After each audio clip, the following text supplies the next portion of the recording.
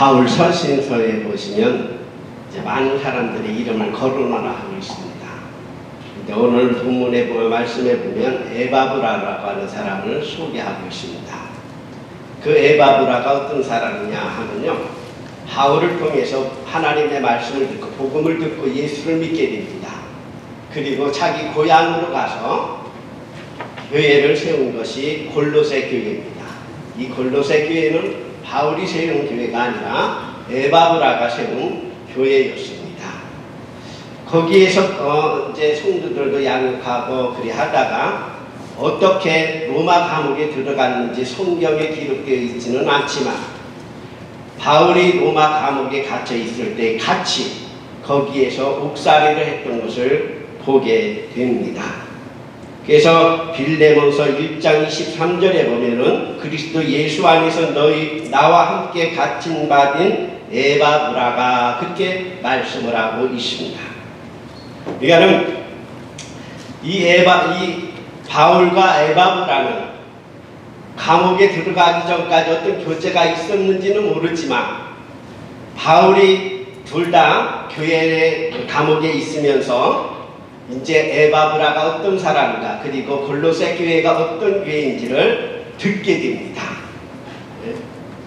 그리고 그 교회에 문제가 있는 여러 가지 이야기를 듣고 바울이 편지를 보낸 것이 골로새서입니다. 그는 이 감옥에서 있으면서 이 에바브라가 어떤 사람인가를 이제 같이 지내면서 감옥에서 이제 동기로서 거기서 이제 살펴봤던 것이고 그리고 많은 이야기를 나눴을 것입니다. 그래서 이 바울이 이 골로새 교회에 편지를 보내면서 바울이 이 에바브라를 어떻게 이야기를 하고 있는가 그 말씀을 통해서 우리 같이 은혜를 나누고자 합니다. 그의 편지에 보면 어떤 사람은 디모데 후서에 보면은 이제 디모데에게 편지하면서 한 사람을 소개하는데 알렉산더라고 하는 사람이 있습니다. 그런데 그 사람을 만나거든 조심하라고 이야기하는 것을 보게 됩니다. 그를 통해서 내가 많은 어려움을 당했는데 너도 그를 조심하라고 그렇게 나오고 있습니다. 그리고 골로새서 4장 17절에 보면 아키프라고 하는 사람이 있는데 그에게는 주 안에서 받은 직분을 삼가 이루라고 권면을 하라고 그렇게 성경에 기록하고 있는 것을 보게 됩니다. 이렇게 그가 바울이 이제 만난 사람들 가운데 바울에게 유익한 사람도 있었고 그렇지 못한 사람도 있었고 그리고 그 어떤 사람들은 또 바울을 힘들게 했던 사람들도 있는 것을 보게 됩니다. 그런데 오늘 본문의 말씀에 보면 이 바울이 에바브라에 대해서 이 편지를 골로새에 편지하면서 에바브라를 이렇게 이야기를 하고 있습니다. 1장 7절을 보겠습니다. 1장 7절 시작. 이와 같이 우리와 함께 동행 사랑하는 에바브라에게 너희가 배웠나니 그는 너희를 위한 그리스도의 신실한 일꾼이요 그랬습니다. 신실한 일꾼이라고 소개를 하고 있습니다. 신실하다고 하는 말은 무엇입니까? 즉 믿음직하고 착한 사람, 믿을 만한 사람이라는 것이 한마디로 하면은 이 에바브라는 믿을 만한 사람이다. 거짓이 없는 사람이라고 소개를 하고 있습니다. 우리 성도들이 예수 그리스도를 믿은 다음에 기본적으로 갖춰야 될 것은 신실성입니다. 믿을 만한 사람이 돼야 돼요. 네? 믿을 만한 사람. 우리는 가끔가다 교회 안에서요, 저 사람은 조금 조심해야 돼. 저 사람 말은 다 들으면 안 돼. 그런 사람을 종종 듣습니다. 그럼 그 사람 문제가 있는 거죠. 신실해야 돼요. 이것이 첫 번째 예수 믿은 다음에 거듭난 사람의 기본적인 것은 믿을 만한 사람이 되라는 것입니다. 예. 특별히 우리 남성교회 우리 오늘 헌신예배신데 우리 남자분들이 말을 아무 생각 없이 할 때가 너무 많이 있습니다. 말에 대해서 신실성이 있어야 됩니다. 믿을만 해야 돼요. 예? 우리 아버지가 하는 말, 예? 그것은 믿을만하다. 직장 생활할 적에도 마찬가지입니다. 저분이 하는 말은 틀림이 없다고, 저 사람이 하는 것은 믿을만하다고 인정받아요. 교회에서는 어떤 사람은 교회에서는 인정받는데요, 나가서는요 인정 못 받는 사람들이 참 많이 있습니다. 예? 우리는 교회 안에서나 나가서나 우리는 어떻게 해요? 신실한 사람이 되어야 합니다. 왜냐하면 우리가 믿는 하나님이 신실하신 하나님이기 때문입니다. 신명기 7장 9절에 보면 이렇게 말씀하고 있습니다. 시작. 그런즉 이거 안 좋아요? 제가 읽겠습니다. 준비 안 됐으면. 그런즉 너는 알라 오직 네 하나님 여호와는 하나님이시니 신실하신 하나님이시라. 그렇게 말씀을 하고 있습니다. 신실하신 하나님. 우리 하나님은 거짓이 없으신 하나님이라고 말씀을 하고 있습니다.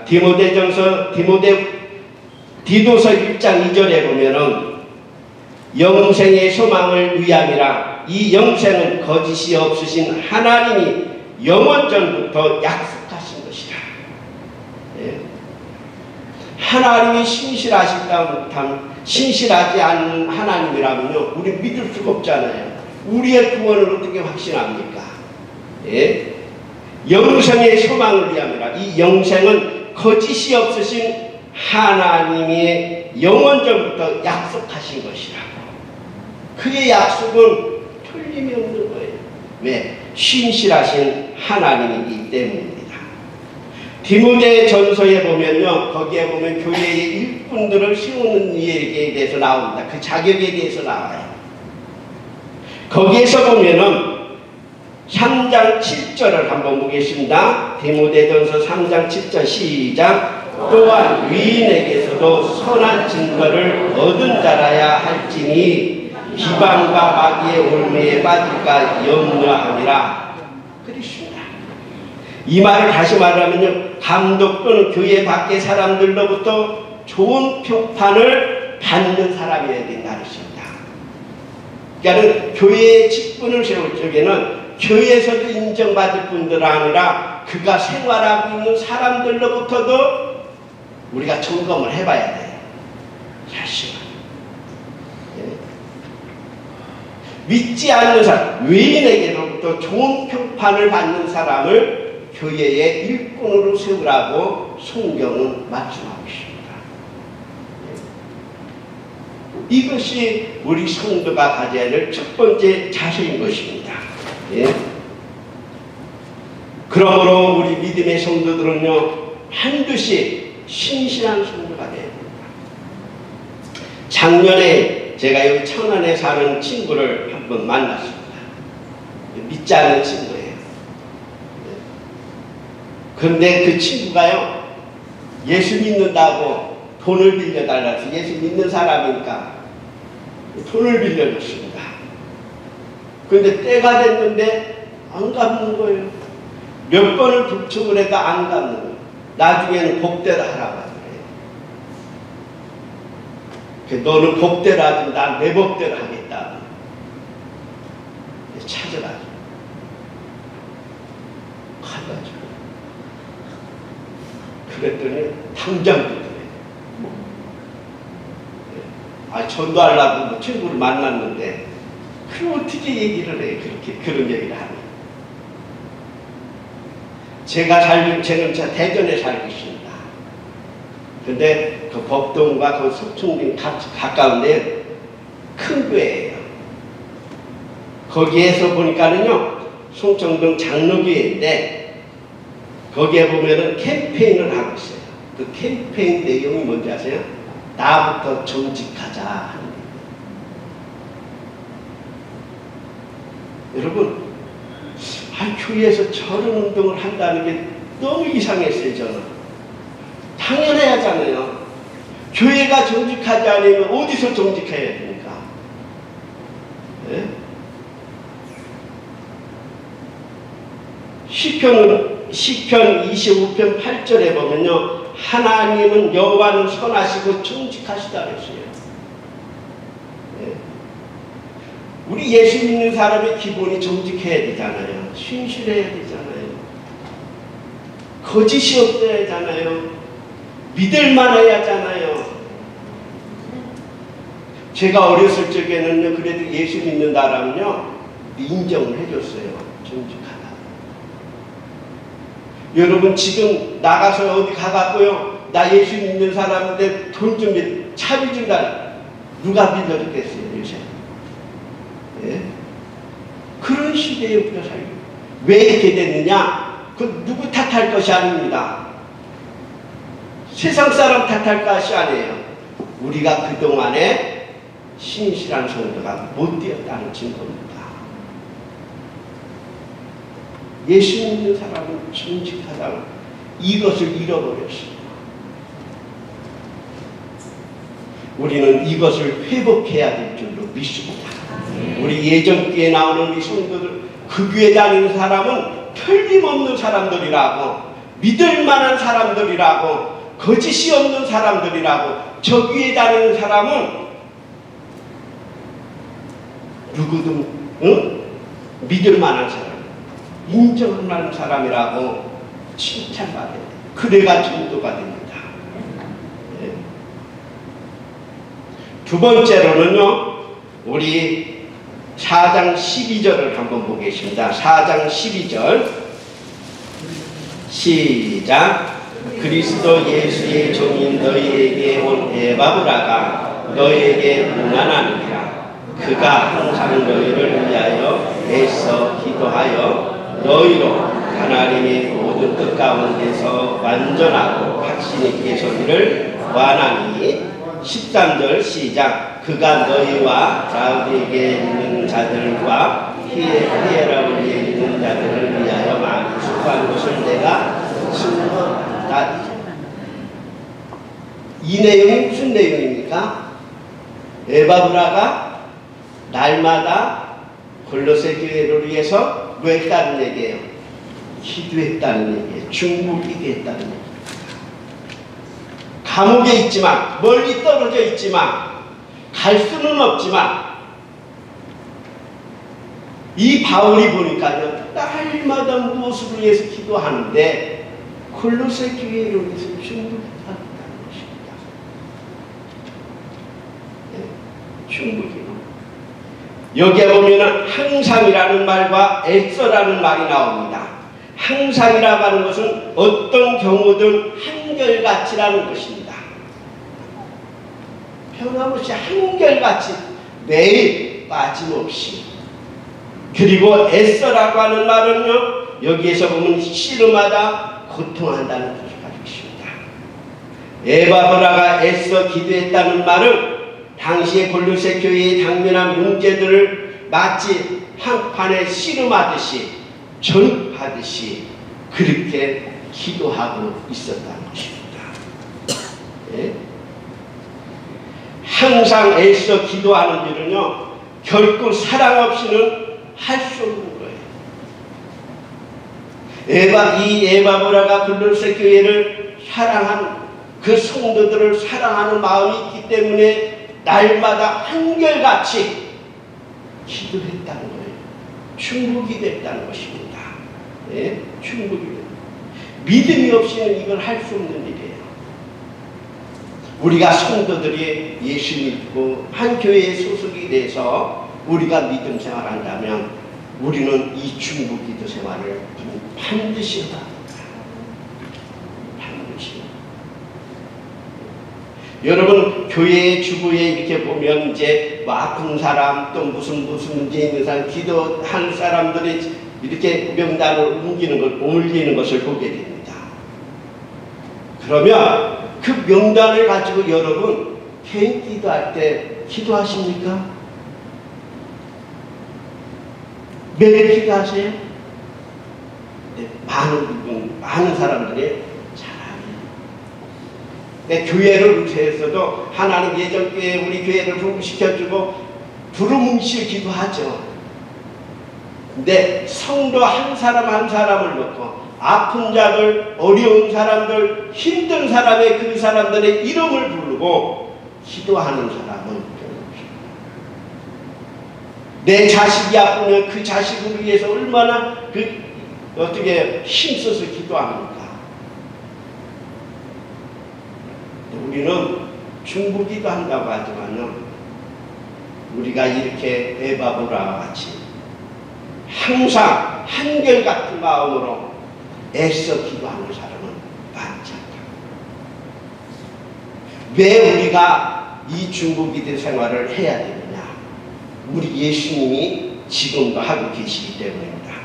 로마서 8장 34절을 보겠습니다. 로마서 8장 34절 제가 읽겠습니다. 누가 정죄하려 죽으실 뿐 아니라 다시 살아나신 이는 그리스도 예수시니 그는 하나님 우편에 계신 자여 우리를 위하여 간구하신다 그러십니다. 우리를 위해서 십자가에 죽으시고 부활하신 그 주님은 지금 하나님의 나라에 가서 하나님 우편에서 뭐 하신대요? 우리를 위해서 기도하신다는 것입니다. 우리를 위해서 중보기도 하신다는 거예요.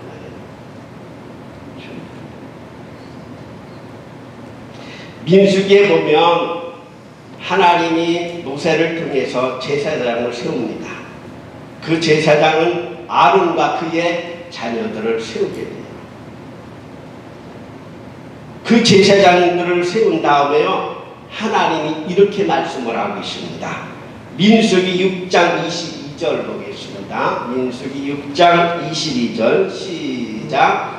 여호와께서 모세에게 말씀하여 이르시되 아론과 그의 아들들에게 말하여 이르기를 너희는 이스라엘 자손을 위하여 이렇게 축복하여 이르되 여호와는 내게 복을 주시고 너를 지키시기 원하며 여호와는 그의 얼굴을 내게 비추사 은혜를 베푸시기를 원하며 여호와는 그의 얼굴을 내게로 향하여 두사 평강 주시기를 원하노라 할지니라. 그들이 이같이 내 이름으로 이스라엘 자손에게 축복할지니 내가 그들에게 어떻게 해요? 복을 주리라.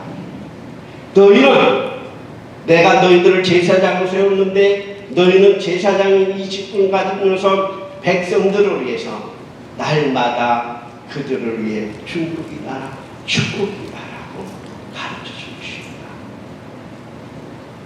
그렇게 명령하고 있습니다. 하나님은 예수 믿는 우리 성도들을 제사장으로 삼으셨다 했습니다. 베드로전서 2장 9절을 보겠습니다. 베드로전서 2장 9절 시작. 그러나 너희는 택하신 족속이요 왕같은 제사장이라 그랬습니다. 우리를 제사장 삼으셨다. 제사장. 제사장의 직무라고 하는 것은 하나님의 말씀을 우리가 전할 뿐만 아니라 우리가 어떻게 해요? 그들을 백성들을 위해 기도해야 된다는 것입니다. 요한계시록 1장 6절에 보면 이렇게 말씀하고 있습니다. 그의 아버지 하나님을 위하여 우리를 나라와 제사장으로 삼으시 그에게 영광과 능력이 세세토록 있기를 원하노라 그랬습니다. 우리를 제사장의 직분 가운데 가장 큰 직분은 백성을 위해 기도하는 것입니다. 우리는 믿음의 형제들, 교회를 위해서 우리는 기도해야 할 의무가 있어요. 책임이 있다. 그것을 우리에게 맡기십시오. 우리는 우리 교회만 위해서 기도할 것이 아니에요. 여기에 보면은 에바브라는, 여기에 보면 라우디게아, 히에라볼리에 있는 교회를 위해서도 기도합니다. 우리는 이 교회에 소속된 성도들은 이 교회를 위해서 기도해야지만 우리는 이 나라에 있는 교회들을 위해서도 기도해야 합니다. 왜요? 하나님의 교회이기 때문입니다. 하나님의 교회들을 위해서 우리가 기도해야 할 의무가 우리에게 있습니다. 그래서 우리를 제사장으로 삼으셨다고 주님께서 우리에게 말씀하고 있는 것입니다. 우리가 믿음 안에 있으면서도요, 우리가 다른 모르는 사람들 많이 있을 거예요. 우리가 한 사람 한 사람에게 우리는 관심을 가지고, 내 형제라고 했으니까요. 예? 천국에서 우리가요 다시 만나서 사실 분들이에요. 미우나 고우나. 정말 여러분 예수를 믿는다면, 그렇다면요 우리는 형제들을 위해서 우리가 에바브라와 같이 한결같이 항상 애써 기도해줘야 됩니다. 그래야 우리가 복을 받고 우리가 하나님의 은혜를 받게 되어 있는 것입니다. 그래서요 우리의 기도의 동역자들, 기도의 중보자들이 많이 있어야 돼요. 신앙생활하면서, 믿음 생활하면서 나를 위해서 기도해 주시는 분이 얼마나 계십니까? 반대로 나 말고 다른 사람을 위해서 기도해 주시는 분이 몇 분이나 있습니까? 그게 여러분의 영역이에요. 그게 믿음의 영역이에요. 우리는 이 사역을 잘 하고, 예수 믿는다면 나만 위해서 기도하는 사람이 아니라 우리는 다른 사람을 위해서, 내 교회만뿐만 아니라 이 땅에 있는, 이 세계에 있는 모든 교회들을 위해서 우리는 기도해야 됩니다. 이것이 두 번째로 갖춰야 될 우리 성도들의 자세입니다. 세 번째로는요, 축복의 말을 하면서 사는 성도가 되어야 합니다. 아까 민수기 6장 27절에 거기에 말씀의 마지막에 보면은 그들이 이같이 내 이름으로 이스라엘 자손에게 축복할지니 내가 그들에게 어떻게 해요? 복을 주신다고 했어요. 복을 주신다고. 야고보서 3장 10절을 보겠습니다. 야고보서 3장 10절입니다. 우리 크게 읽으세요. 시작.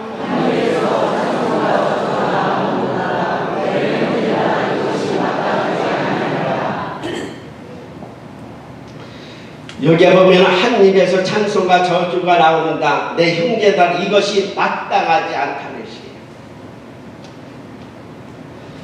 이제 미국에서 이제 은퇴를 하고 제가 이제 한국에 와서 살려고 나왔습니다. 와서 느끼는 것이요, 이 말이 너무 거칠더라. 아주 욕이 아주 그냥 자연스럽게 나오시더라고요.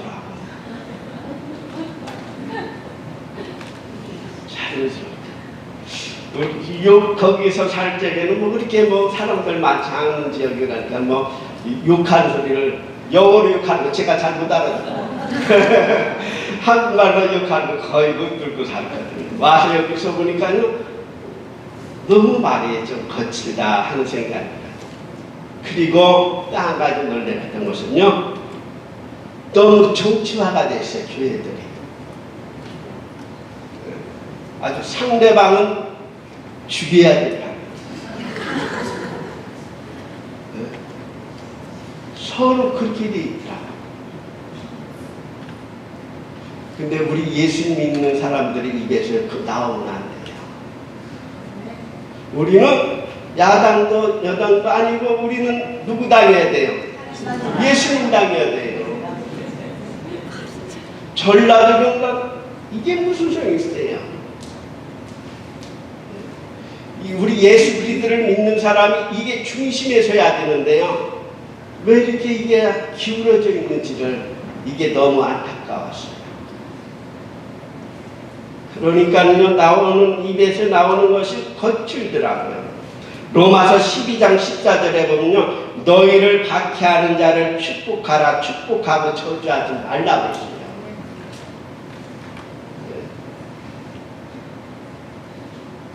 왜 그렇게 해야 되는지 아세요? 마태복음 10장 12절 13절에 보면요, 또 그 집에 들어가면서 평안하기를 빌라. 그 집에 이에 합당하면 평안은 너의 빈 평안이 거기 임할 것이요 만일 합당하지 아니하면 그 평안이 너희에게 돌아오리라. 이 말이 뭐예요? 어느 집에 가든지 축복해줘라. 그 축복이 그 집에 합당하는 그 집에 임할 것이고 그 집에 합당하지 않으면 어떻게 해요? 내게로 온다는 거예요. 내가 남을 저주를 했는데 욕을 했는데 그 사람이 받지 않으면 누구에게로 온다는 얘기 한마디로요? 나에게 온다는 거예요.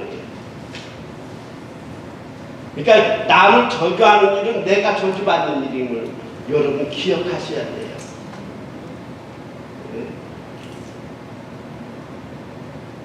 우리는 입이 좀 거듭나야 돼요. 말하는 것이. 예배소서 4장 29절입니다. 예배소서 4장 29절 크게 읽습니다. 졸리죠? 다 됐어요. 일찍한 30분 미만에 끝날 거예요.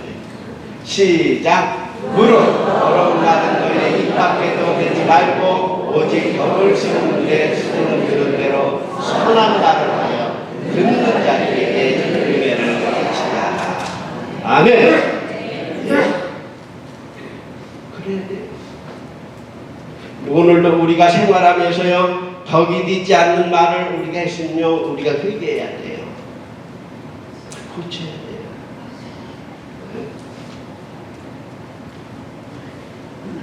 더러운 말은 입 밖에 하지 마라. 어디 식당에 가서 제발 교회 이야기 하지 마세요. 처음에는 좋게 이야기하다가 그러면 나중에 누구 비판을 해요. 욕하더라고요. 예. 여러분 조심해야 돼요. 어디를 가든지요 우리는 늘 매사에 조심해야 돼요. 예. 평상시에 늘 믿음 생활 살아다가 감정이 내 어떤 자존감에 어떤 상처를 주는 것이 있으면요 그때는 믿음의 사람이 아니라 가다. 제가 이제 하누리교회 대전에 있는 하누리교회를 다녀요. 거기에 보면은 믿음이 온디어 은혜 충만한 삶을 살자고 이제 그렇게 나는 믿음이 온디어 살자고 해요. 그러니까 믿음이 항상 켜져 있어야 된다 이거죠. 우리는 평상시에 믿음이 켜져 있다가요 내 자존심을 건드리는 말이 있어요. 그때는 어떻게 믿음이 딱 닫혀버려. 그러면 어떻게 돼요? 예수 안 믿는 사람 같이 되는 거예요. 결정적일 때 그런 사람이 많아요. 돈 앞에서, 자존심 앞에서, 내 명예 앞에서. 그때도 항상 켜져 있어야 되는데. 예? 여러분, 우리 성도들의 말에는요, 우리가 위로하는 말, 격려하는 말, 칭찬하는 말, 축복의 말을 하셔야 여러분 자신이 복을 받습니다. 말을 함부로 하면서 하나님 나에게 복 주십시오. 그건요 옳은 소리예요. 있을 수 없는 거예요. 그러므로 우리 예전기에 나왔으면 우리 성도들, 특별히 우리 남성교회에 우리가 가정에서나 직장생활에서나 어디에 가시든지 말을 은혜롭게 하십시오. 예? 부드럽게 하세요. 위로 격려되는 말을 많이 하세요. 여러분들도 아마 그렇게 맨날 저 사람 누구 만나면 맨날 누구 욕하고 맨날 비판적인 얘기하고 그런 사람 만나기 싫잖아요. 예? 멀리 하셔야 돼요. 나도 오염돼요. 네? 그러므로 우리 성도들은 우리 기본적으로 가져야 돼요. 첫째로는 뭐예요? 우리가 신실한 사람이에요. 믿을 만한 사람이 돼야 돼요. 두 번째는 우리가 중보기도 생활하셔야 돼요. 그래야 여러분의 기도가 응답이 됩니다. 중보. 나만 위해서는 안 돼요. 세 번째로는요, 축복의 말을 하는 사실이 바랍니다. 그래야 우리 교회도 부흥되고 여러분의 가정도 여러분의 삶이 은혜롭고 풍성한 삶이 될 줄로 믿습니다.